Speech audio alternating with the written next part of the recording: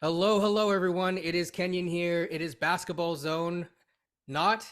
It is Basketball Rewind, but I'm joined by the Basketball Zone host, Leo. How is it going? My brother, I'm so happy that you finally have me on, man. No, I'm just joking. You've been wanting me on, but Yeah, I've you've been been playing busy. hard to get, man.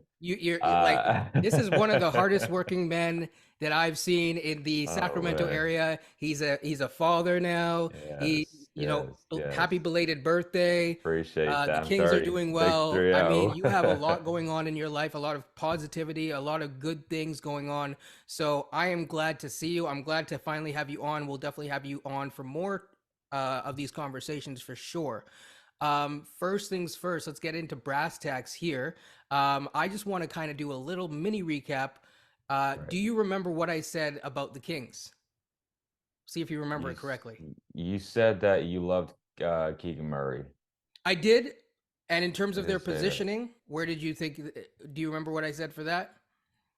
I should Mm, go back and watch your lives and stuff all the I time. think we both had him in the play-in.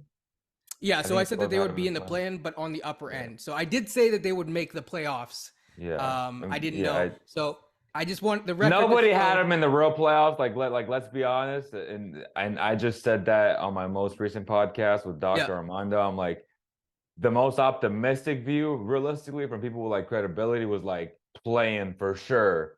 yeah. But playoffs, like top six, they were top three. So that's an incredible season in itself. Yeah, So so that exactly. So I definitely had them actually making it through the plan. I didn't know that they were going to be right. I one agree. of the most consistent teams in basketball this Yeah. season. It's crazy. I Um, agree. it's been a 16-year playoff drought. It has been a rough one, but you guys are up. Yeah. So, how does it feel to light the beam? Oh man, it feels amazing. It feels different. Obviously, in my 10-year career, I've never experienced the playoffs. I never wanted to go to a Warrior game to go Mhm. cover a game in the playoffs. So I was like, this isn't the team that I cover. And so I just kept it, and now it feels surreal. The lead up to it for Saturday, which is Thursday, 11 a.m. And I literally, I'm extremely busy every single hour, but the amount of fans that are so my community is pretty much Instagram, and the amount of fans that are hitting me up and they're all excited.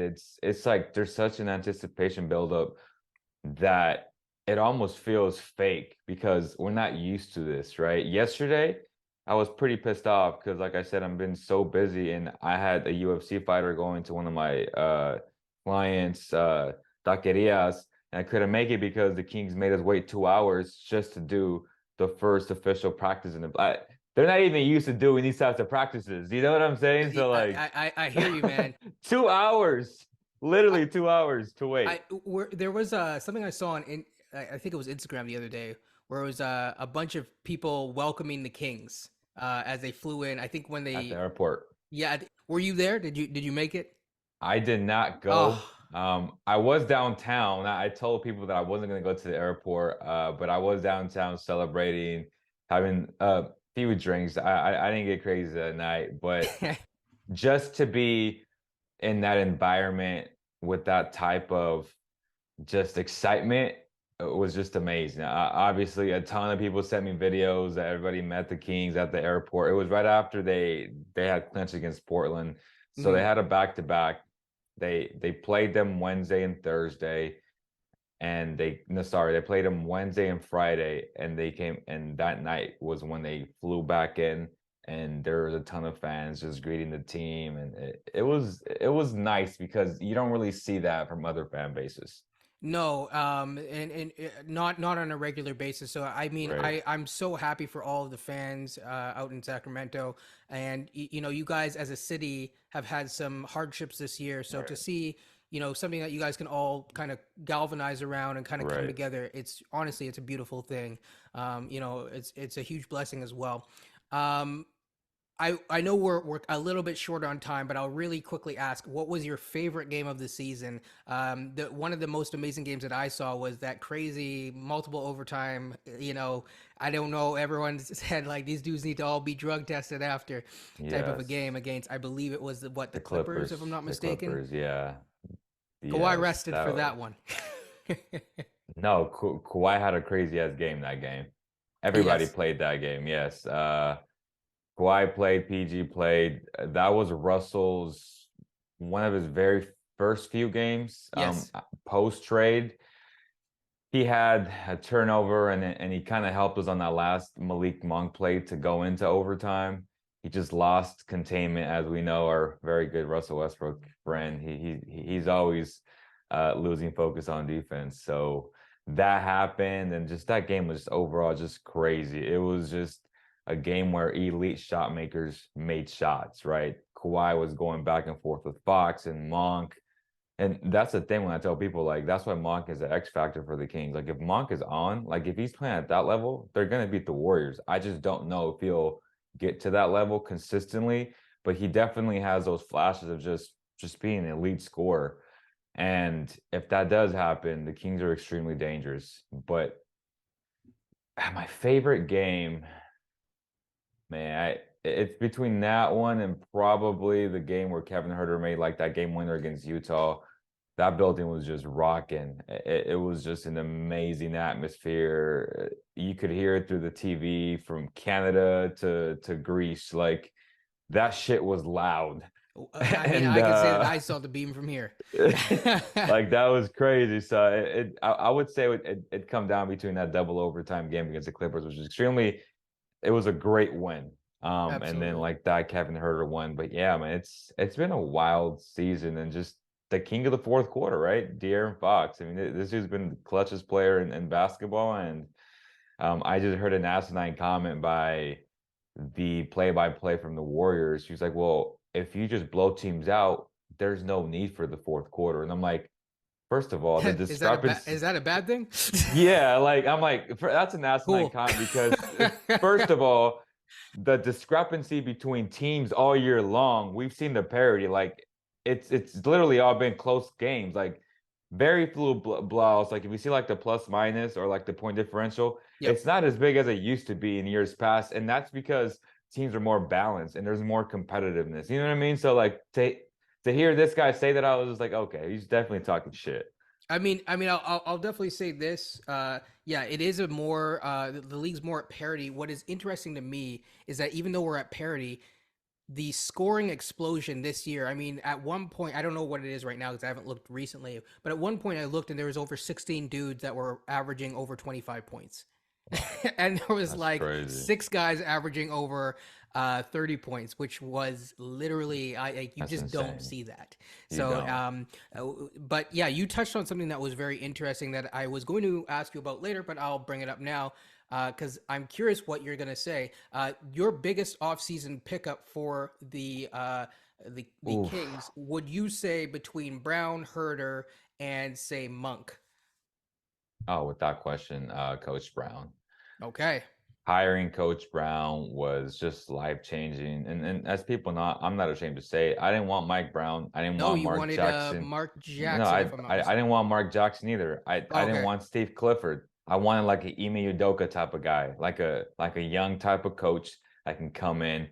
But in that same breath, in that same sentence, and it's in the same podcast where I explained it, I said, I understand the idea of hiring a Mark Jackson or a Mike Brown because they're going to bring stability and they're going to bring accountability, which is what Mike did. What I didn't anticipate, which I guess it's a learning experience for you, for me, for everybody covering the game, is we shouldn't judge people on their past 100%. And I think we all went to that notion or that preconceived notion of, oh, Mike Brown was always a good defensive coach, but his offense was always stagnant, right? His offenses weren't very good in Cleveland, in So I LA, I actually liked. I'm a big Mike Brown fan. We right? didn't. We never had that conversation in depth about Mike Brown after it happened, but I actually am a Mike Brown fan. I've always liked the Princeton offense, actually.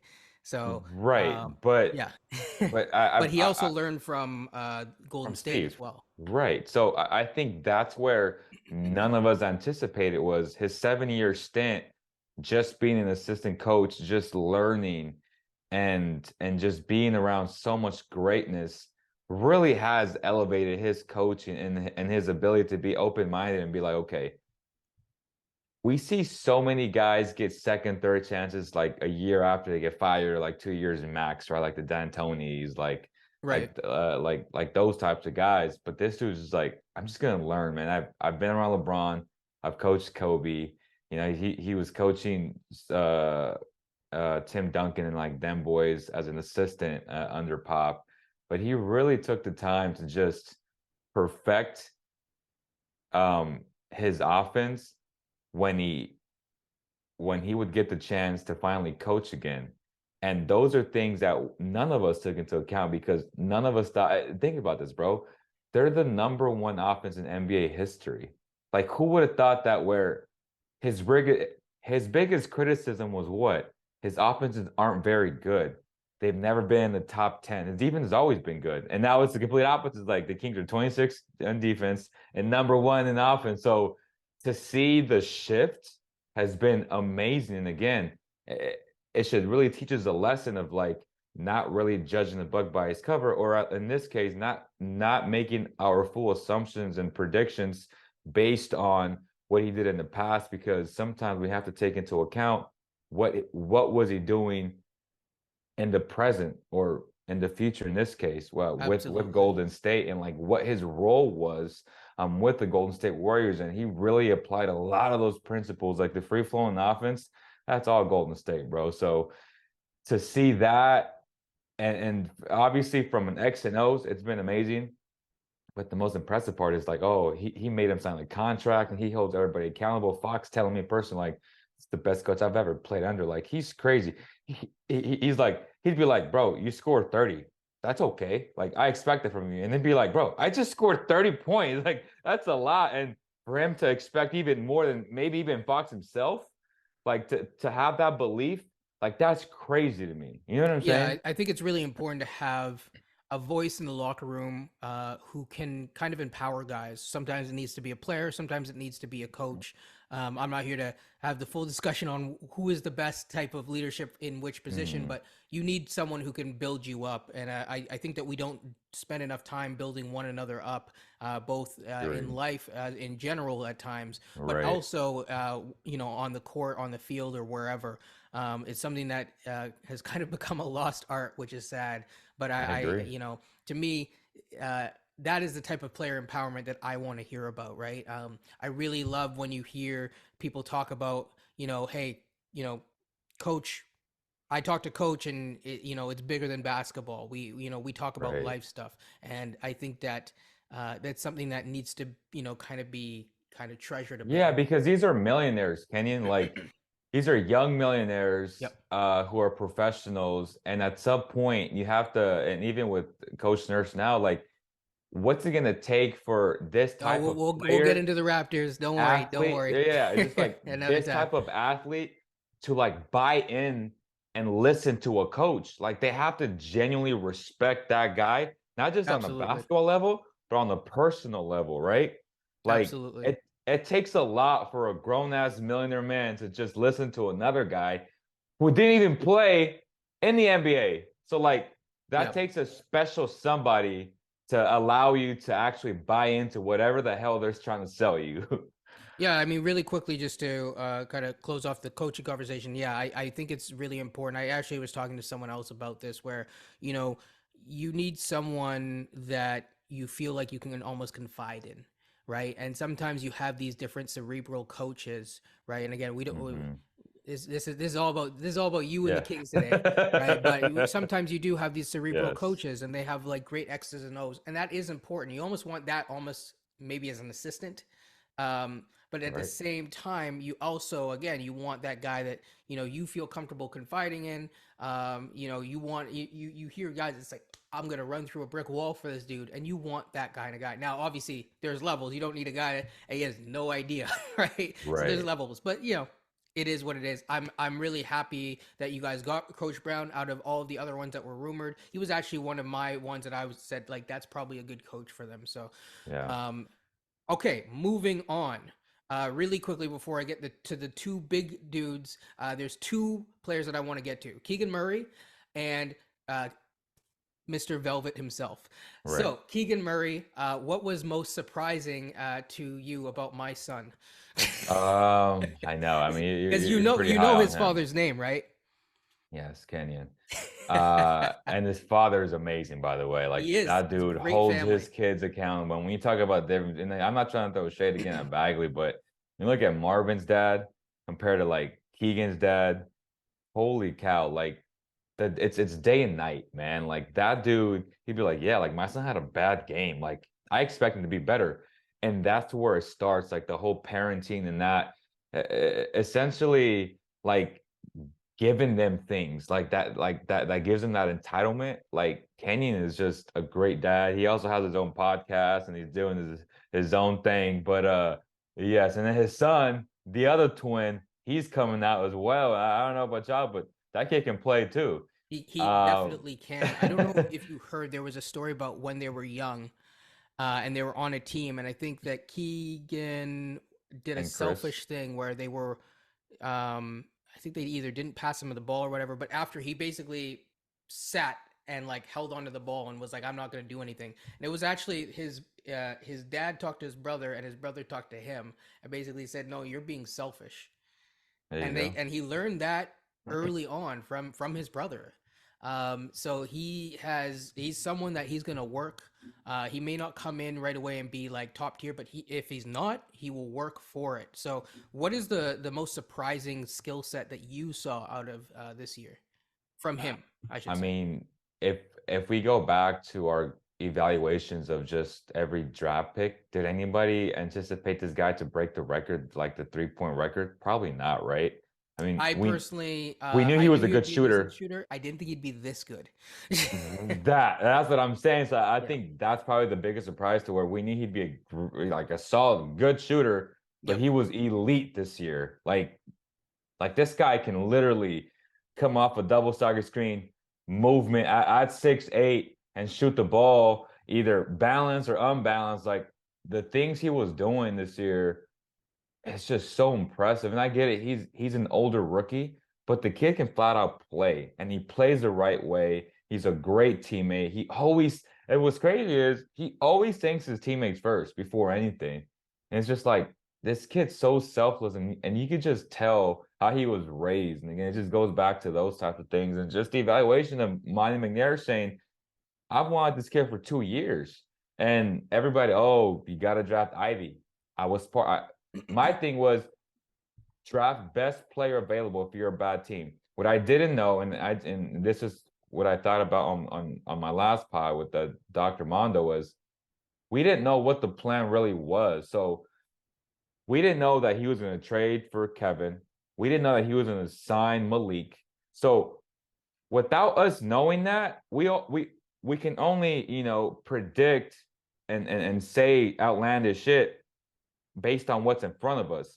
So based on what's in front of us was Keegan Murray or Jaden Ivey. And when you're a bad team, which the Kings were, you always got to draft best player available. And till this day, I still think Ivey's going to be a very good player in this He's an league. extremely talented young man. Yes. He's just in a bad situation.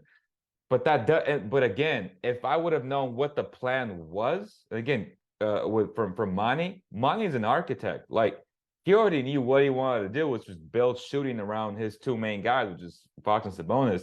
So if I knew that, I would have been like, okay, this makes a lot of sense. Yep. Um, and I did say it made a lot of sense because he was a safe pick anyway. Like we knew that he was going to be an impact player from day one. Now the ceiling, like all that shit is debatable, right? Like we I don't, mean, we'll see, yeah, right? We'll see what we'll happens. see. But What like right now, he's a good player. Like no one can actually dispute that. One thing that I really liked was his ability to know where to position himself on the court, particularly off ball, both Yep. the space, but also to cut. It's something that it's sometimes it's quite rare in a rookie, and so it does speak to his coaching. I'll actually say something a little bit controversial here is that I actually prefer um, I would like it if more guys, if it was less exploitive, to stay in college for longer. Mainly because I think that from the college game standpoint, I think you've seen a deterioration of the quality of play, and part of it is because there's so many one and done prospects. But also, I think that you learn certain life skills in college, and I know college isn't for everyone, but I'm saying like if Right. you're basically going to be guaranteed, to X amount of to money. to you know make those millions of dollars and stuff like that. I like the fact that there's certain life skills and there's certain things about the game that you can learn potentially in college. So I actually like that about Keegan. um Quickly to move over to Mr. Huerter, velvet chocolate cake himself. Were you really surprised by his playmaking ability? Because that to me has been the thing that is so impressive, is his playmaking and his ability to play and work around screens, particularly those set by the big man. Are you talking about Keegan? No, Kevin Herter. I mean, I knew he was a good playmaker, playing with Trey Young. Mhm. I just feel like obviously with that offense, Nate McMillan before he got fired, the ball would stick to Trey's hands. And it goes back to what I like to call selfish passers. Mhm. And you always talk about, you'll be like, oh, Leo, do you think Luka can win a championship playing this way? And it really comes down to what's around them. But I felt like Trey Young that year when he made it to the Eastern Conference Finals, he had the right team. Like he had shooting, he had athleticism around him. It just didn't work out. But Kevin always showed those flashes of being a solid passer, solid, just overall playmaker. And yeah, Mhm. he's been good. Um, but real quick, like Malik's been a better playmaker, which is even more shocking to say because Kevin's a Mhm. pretty darn good one. But yes, Kevin's playmaking has been good. I like it, but his ability to just shoot as a movement shooter, man, this guy is crazy. I mean, and I just showed an Instagram clip to where his guide hand, which I've never seen in my life from anybody like in professional sports, when he shoots the ball, his guide hand clenches this way. So every single time, every time he shoots the ball, he goes, and it's just a habit that he probably I'm picked gonna up. look into that. No, I'll show you the video, and Yeah, I'm just definitely, like, definitely send me the video because I'm. holy cow! Like I was right next to him, like the last game against the Warriors when they lost, and I was like, this guy clinches his hand. It's That's fascinating because interesting. guys do certain things, whatever it is, however it looks, if it works, it works. And Has anyone obviously, ever asked him about that? I'm just curious. no, I just noticed it You have to ask him about it now. until like game 81. I'm like, why is he clenching his guide hand every time he lets it go? Goes It's like a this. viewfinder. Yeah. I was like, oh, and I was looking at my phone. I'm like, and I was slowing it down on myself. I'm like, oh shit, he does that Yeah. every time. But yes, that's something that I caught on in game 81 of the season. And to your point about his passing again, he's been very good. He's been a pro, man. I mean, he was ready for a bigger role Mhm. somewhere else, whether it was in Toronto, Sac, Dallas, wherever. I just felt like in Atlanta, because of how Nate ran his things, he didn't really get that opportunity to shine. So Now, I'll that's my say take on something him. just as a quick aside from King's talk. Uh, Right. Kevin Herter is someone who I've really, really been impressed with. I did think it was going to be a good pickup. Wasn't Yeah. sure how good, but I did think it was going to be a good pickup. But Yeah. seeing him in that system has made me think of a certain someone in college. Can you guess who it is? It's Right only one. now, Yeah, right now. I haven't watched much, to be Grady honest with you. Dick. Okay. I haven't watched much for the first time in my life because the Kings are good. Yeah, So yeah. You I've haven't. been like, Like, I have no I have intention no of care in the watching world. until like later. I said, for the first time in my Yeah, life, I'm not watching shit. I said, Grady Dick is like he's coming in okay, I've when heard you of have him. the time when the season's done. Yeah. Take a look. He is he's slated in the top 10 basically right now, but he He's a is white like, guy? yeah, white dude from Okay. Kansas. Okay. Uh Oh, I actually did watch that. I actually lost money in that game. yeah, Fuck. I'm so sorry. Yeah. Yeah, he's solid. Yeah, he's actually solid. Yeah, he That is. white boy can play. Yeah, no, he is a movement shooter for sure. Yeah. So I've been, he's one of the dudes. I actually covered him. Right now I'm in draft mode on this channel. And so As I long as just he's wanted. not like Shvi or No, Shvi, SVI, we'll then we talk about good. Cause Svi after after. yeah. But I do know that Svi, to his credit, is a man of culture. I'll, for those of Yes. you who And know he what was I'm talking freaking good about, at I Kansas will leave it too. at that. And like Um, he was good at Kansas. that too, that too. The culture part, I'll also explain to you offline. So moving things along, Sabonis. One of the things that we actually had a minor disagreement on your channel, but I think you may have come around on it, was the idea of putting the ball in Sabonis's hand in an order to unlock Fox.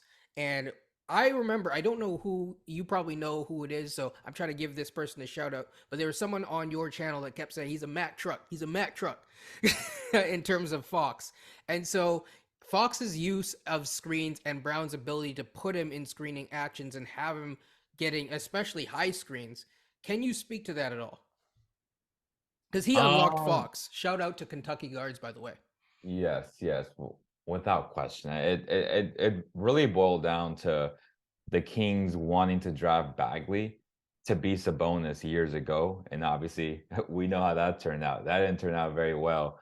But to your point about Sabonis, what I would say the entire nation didn't realize was he was unlocked himself. Honestly, like he took a different step in the right direction as a basketball player with the Kings. Now he's an All NBA type of guy. What I didn't realize was the players around him. He always needed to be your center, and people always talked about, well, you really can't. It's so difficult. The narrative was it's so difficult to build around a guy who doesn't shoot the ball well, but that does everything else well. What we didn't realize was that he was playing with Miles Turner, which no disrespect to that man, but that wasn't the guy for Sabonis. And they kind of always alternated, like, okay, one or the other. But if you would have said this is your role moving forward, like you're a center, because coming into the league, he was more of a power forward type of player. Remember that? Like he was a power forward. So until Mike Brown realized, or I'm sure he realized that when he was trying to take the job and like get the job, he was like, this is my vision for this team. This is how I'm going to build it because I believe in these type of skill sets that Sabonis has. None of us took the time to be like, maybe he wasn't unlocked himself or maximized himself because the wrong guys were around him. And again, with that Pacers team, yeah, good players like Malcolm Brogdon and who the hell was the other guy that plays for the Nets that was in that KD trade. Um, the guy in the bubble that was Oh, TJ Warren Warren. Warren. Man, we I have mean, not seen him in like a minute.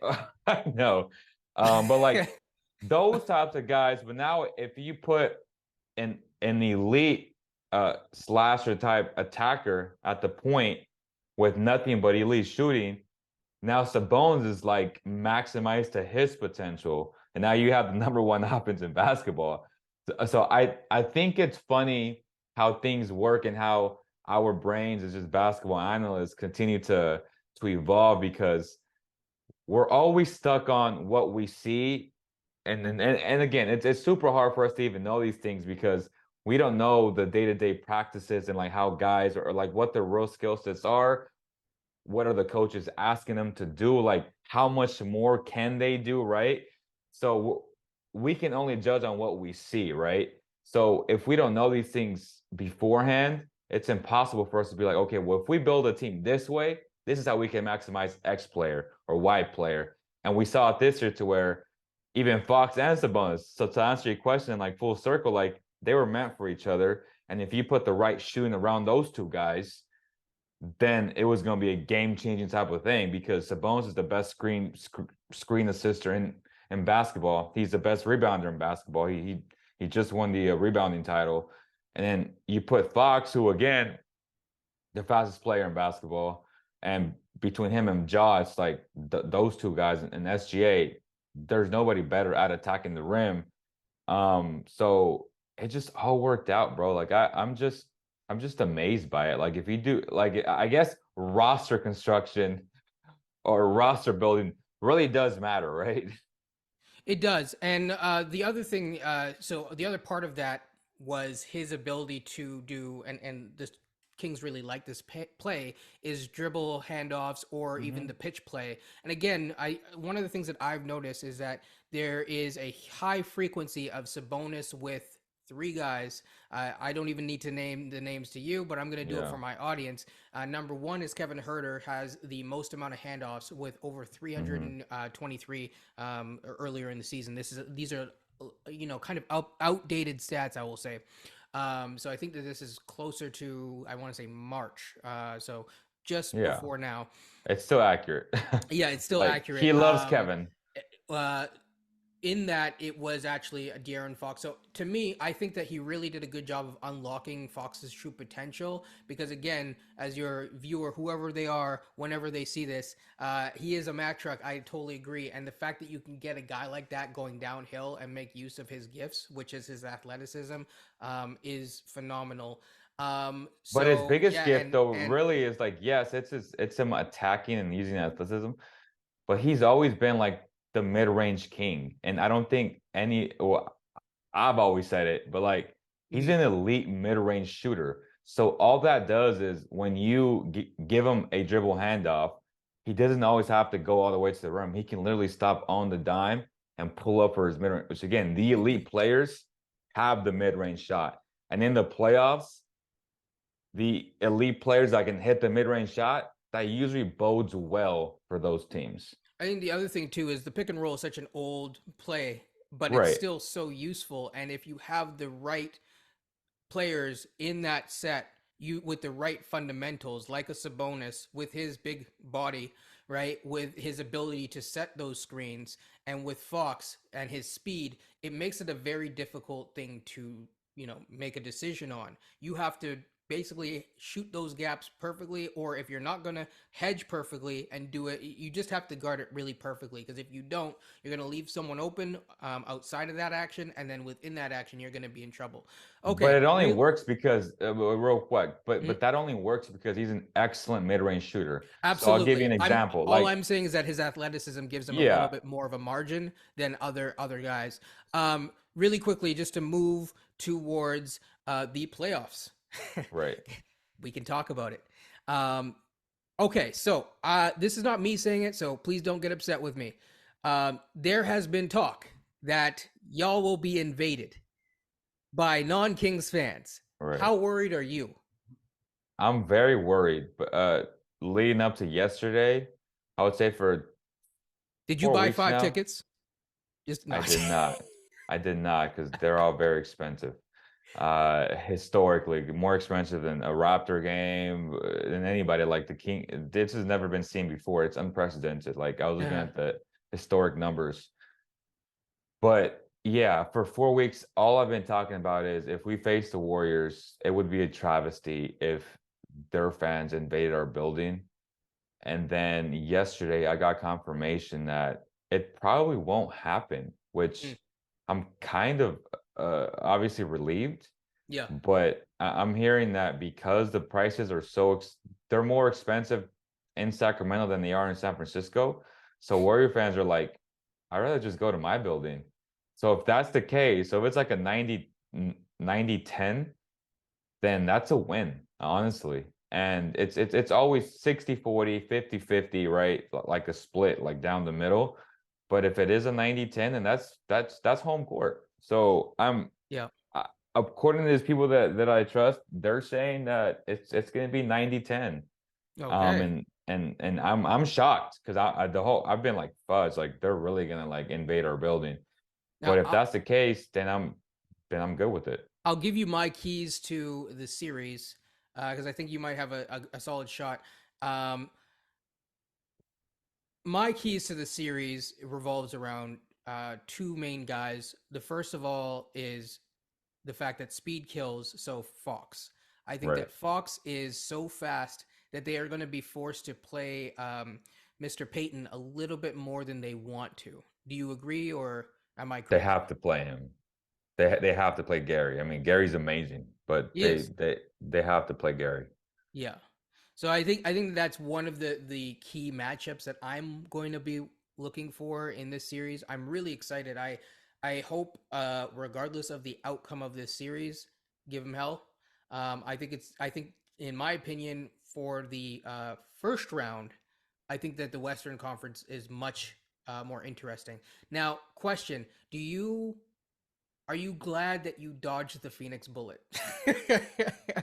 No, of course. I'm Yeah, just mad that the Clippers were stupid enough to actually win that last game against Phoenix. When if they lose that game, it's Kings against Clippers, and then right, we'd beat them, and I would have no concerns about fans because we know Clipper fans don't exist. So right. that would have been much better for both teams because PG is not playing. So now they're about to get swept and be dumb about it.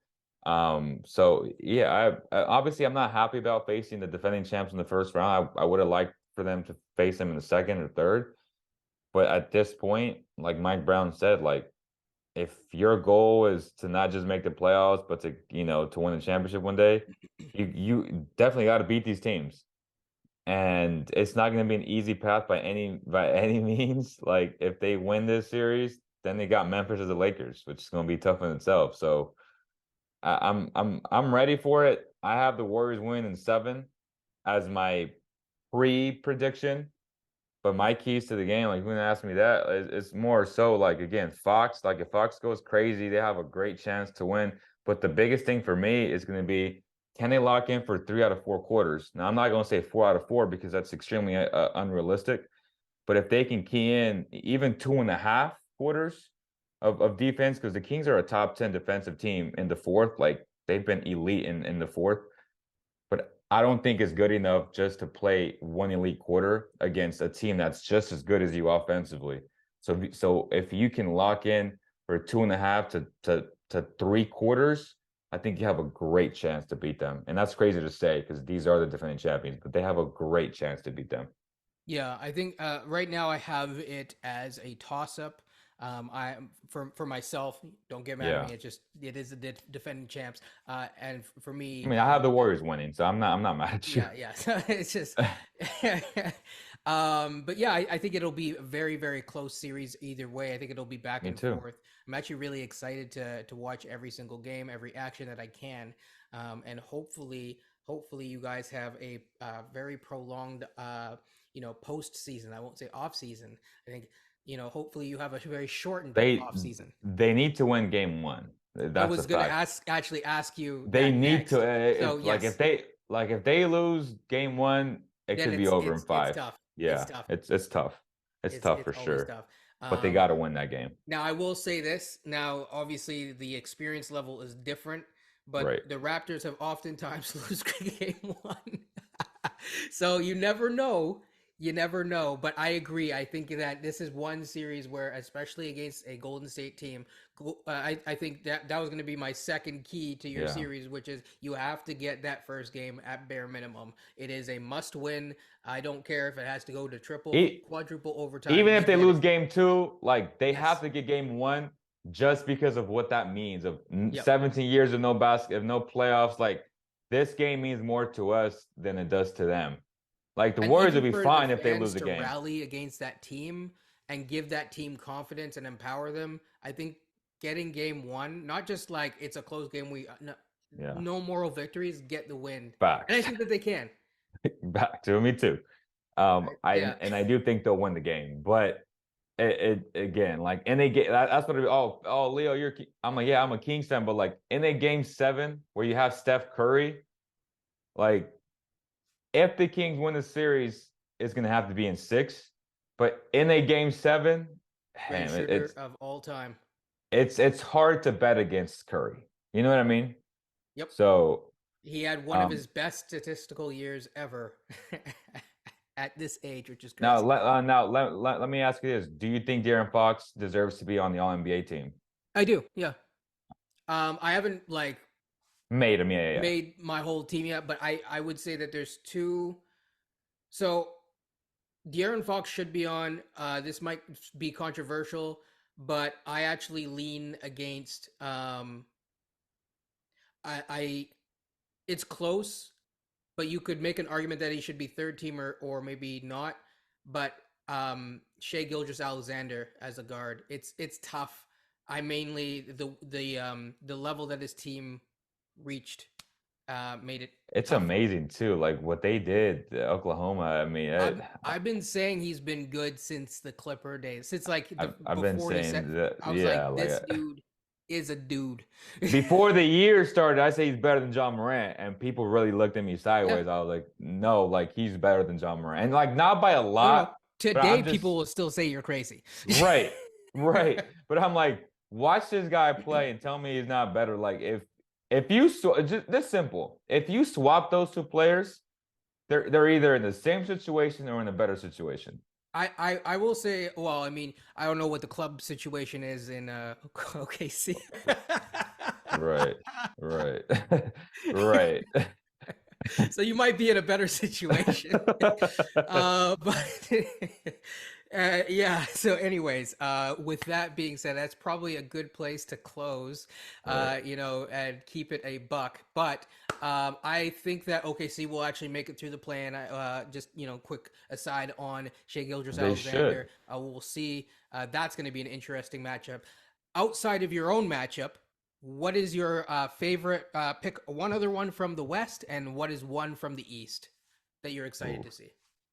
I'm excited to see Memphis and the Lakers. Like I really am. I think the Lakers beat them. As crazy as that sounds, it's almost pick 'em. It's like the Lakers have had the best defense post All-Star break, and there's no secret to why. I mean, Vanderbilt is a modern day Dennis Rodman in my Yeah, opinion, and there's like that guy plays hard, and he was so fucking close to being the king at the deadline, and Rob Pelinka came in last second to swap him away, but.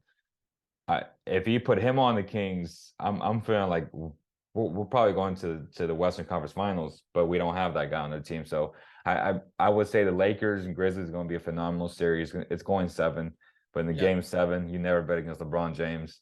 So I got the Lakers in seven. In terms of the East, man, I don't know. There's a ton of good matchups. Well, we don't really know if the Heat are going to make it yet, but I think I have Chicago making it. wow. Yep. I just think that the Heat as a team, as a unit, I think that Chicago has size on them, and I think that the Heat are they have some dudes on that team that look like they're coming out Done. of the Crypt Keepers cover. Yeah. It's Yeah. yeah, So Kevin we'd get the Love is same. So it's the ready for same the next matchup Ben of Gay commercial or Icy yeah. Hot. So it'd be the same matchup as last year, right? Bulls, Bucks. It'd be Bulls and Bucks. I think Bucks obviously will win if that's the case, but I do think that the Bulls, the way that they've been playing, I think that they might, be. It's. I don't think it's going to be a sweep like last year. I'll put it that way. But I have the Bulls. Who's the other matchup again? Who's the 3-6 matchup? Oh, it's the Nets, right? Yeah. Yeah. I actually find the most interesting matchup is going to be Cleveland versus the Knicks because Donovan Mitchell might have something to prove to say, "Yo, you should have got me." That's That's going to that's be interesting. that's the best matchup in the first round. So Yeah. obviously, I'm looking forward to like Bucks, Celtics, Yeah. Cavs, or like Cavs. So the Cavs are what, three? So Yeah. three against two. So it'll be Cavs and the Celtics, right? In that second round. That's gonna be must watch TV when that happens. And obviously, one against the four. I'm assuming Philly's a four. Yeah, I'm just actually pulling it up right Yeah. now just to get the standings. So we get this. We keep it a buck here. Sorry, it's just taking me a second to load. So yeah, so Cavs and Knicks are the 4-5. They would end up Also, it's the moving four forward to five. face So the it'd Bucks. be Bucks and Cavs. Yes. Yeah. That's still Unless you must think that the watch Knicks TV. can No, move no. through. The Cavs Um, are gonna beat them. Then there on the other side of the bracket, it's It, 76ers Nets it'll be in the Sixers 3-6 Celtics. and Celtics versus Hawks. I actually think that the Celtics versus Hawks is a much more interesting matchup because we kind of already know, we kind of saw, I don't know, it's something different, right? You know what you were going to get out of a Heat matchup. And I kind of wanted something other than a kick down drag, like a rock fight. Yeah, So right. I don't I would have, say the second, like you said, the first round of the West is superior to the first round of the East, but the yes. second round of the East is Oh, going to be superior to the it second gets round of the interesting. West. It So gets very yes, interesting. it's going to be fun. So essentially, we're waiting for what? The top four teams in the East to essentially just duke it out, right? Which is Basically, yes. Bucks, Celtics, Cavs, Sixers. Like once Yep. those four teams make it, it's going to be must-watch TV. So I really can't wait for that. Super excited. Okay, well, Leo, I've taken all your time up. I'm thankful Appreciate you, that big you dog. came on my channel, and we'll have you on at the end of the season. Hey, we might have you on after you guys win Yeah, potentially the first round. Fingers let's get crossed. it. So, Let's get that W. personally, I will leave the betting stuff to you. Is there anything? Because I don't bet. Is there anything that you want to plug really quickly? Well, the I'm gonna Kings are put your channel plus. down below, by the way. So the Kings are plus 225 for the series.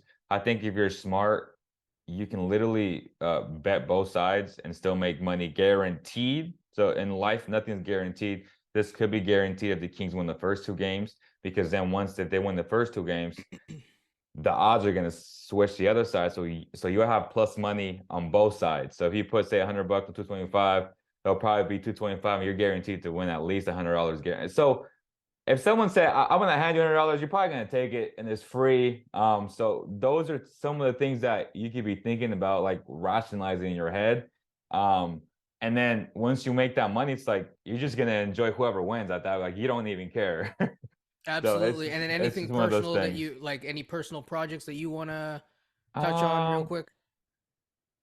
Pretty much the same thing, man. Just follow us at cowbell_kingdom or at basketball zone official on Instagram. And where can I get one of those hats? Online on our Teespring store, Life of That's your Being. store, right? Yeah, so it's our Okay. store. We can There's all the merch there, the shirts, the hats, everything's up there, man. And I will link that as well in the description down below for you there. So yeah, absolutely. I one of these days you have to have me back on Basketball Zone. you got to, bro. So we will definitely do some more chatter coming So up. if you watch the first game, Mm, okay, do me a favor. If you watch the first game on Saturdays, it'll be 8:30 your time. I don't know what time you go to sleep, but by the these days time the late. game is okay, so by the time the game is over, I'm gonna need you to at least call in for like 10 minutes and just give me your take because we're going live after that game. After the first game, you said. Yes, I yes. got you.